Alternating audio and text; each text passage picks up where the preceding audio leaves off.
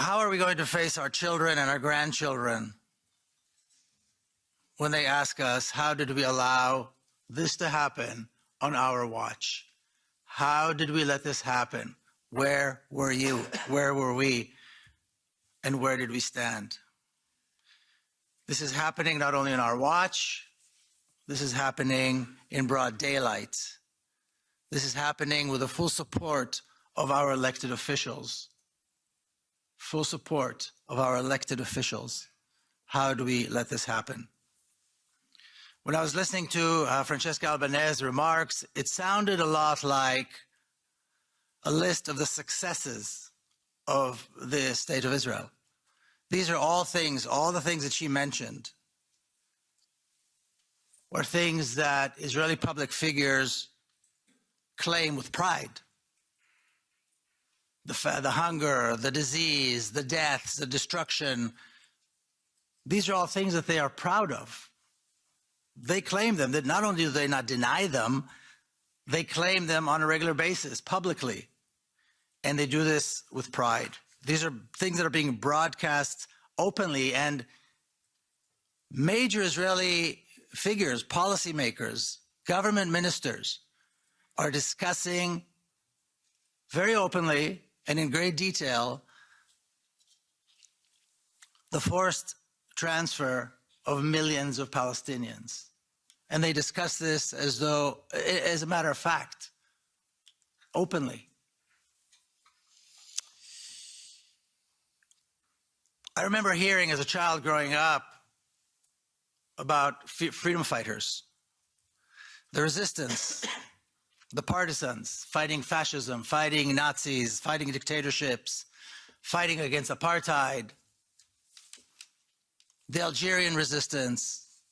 And I don't recall, and I may be wrong, but I don't recall ever anyone saying, yes, these were very brave, but we need to denounce them first. I don't ever I recall anybody saying, we condemn the resistance fighters who fought the dictatorships and the Nazis and the fascists and apartheid and so on. I never heard that until it came to the Palestinians. That's the first time I've ever heard, and again, I may be wrong, but this is the first time I've ever heard that there's a need to condemn and say, yes, but of course they're suffering, but first we need to condemn. Are we out of our minds? Condemning the resistance of the people who are being oppressed and killed, subjected to genocide for 75 years? Are we out of our minds? Are we out of our minds? Are we outside of our minds when we let this ridiculous narrative take hold and spread and then participate in it, nodding our heads like sheep? Oh, and by the way, yes, there is a genocide going on and it's terrible. But first we have to condemn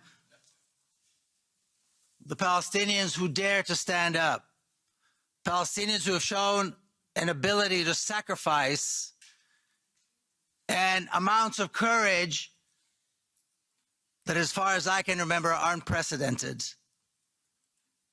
facing this horrific, horrific oppression.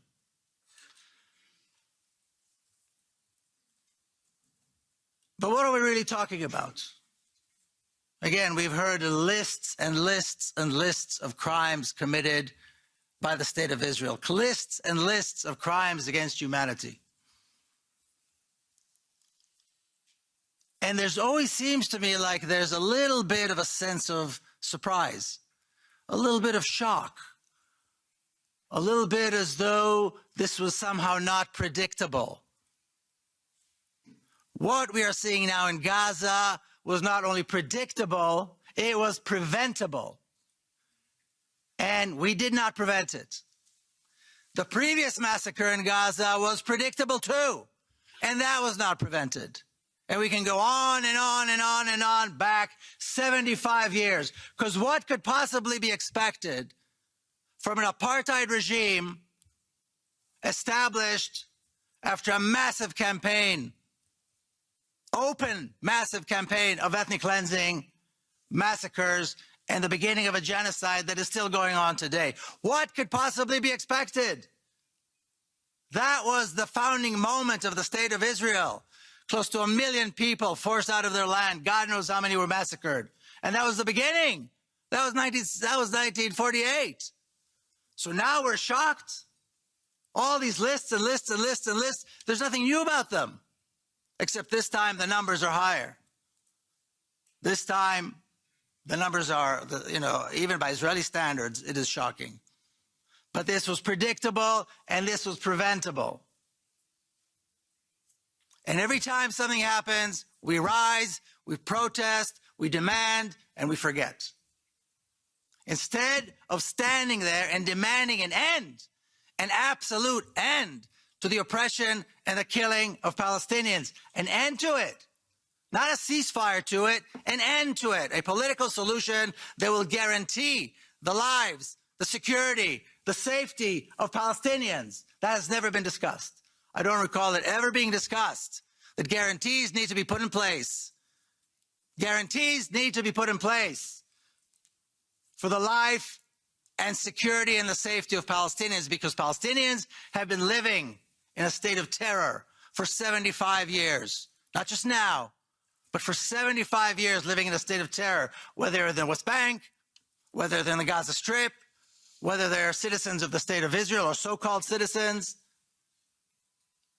They have been living in a state of terror, and they still do today. Granted, the level of terror has increased since October the 7th. Are we going to prevent the next death? Are we going to prevent the next assault, the next savagery by Israel that we know is going to come? We know it's coming. Of course, this chapter hasn't ended yet. Are we going to prevent it? Are we going to allow the Israeli flag to still fly in capitals in Europe? This flag that represents hate, murder, genocide. How long are we going to allow representatives, diplomatic representatives, economic representatives, cultural representatives, academics, and on and on and on of the apartheid state to sit among us like equals, because they too have a right? How long? Because as long as we allow them to sit here, they will continue to kill. They will continue the genocide. And by the way, of course, we're all very grateful to what South Africa has done, but what has it taken for the world to finally take Israel to court on the crime of genocide? It's taken 75 years plus close to 30,000 deaths that we know of now. 30,000 deaths. I've lived in cities that have less than 30,000 people in them. Wiped out, gone. Entire families, as we know, completely erased from the registry. And once again, I ask, what are we expecting? What did we expect? 3 years after the end of the genocide of Jews in Europe, 3 years after the end of the Holocaust, the world allowed the genocide of the Palestinian people to commence. In 1948, the world allowed an apartheid regime to take hold in Palestine. Not some remote place that maybe people didn't know about. In Palestine. What is it, 3 hours flight from here? The world allowed an apartheid regime to take hold. The world allowed a brutal campaign of ethnic cleansing, and the world allowed a genocide to commence. All three crimes against humanity to commence against the Palestinian people. What are we expecting? What are we expecting? As long as that regime is permitted to continue to exist, this will continue. If we do not put an end to it, we will see more Palestinians die, more Palestinians suffer, more Palestinians arrested and tortured.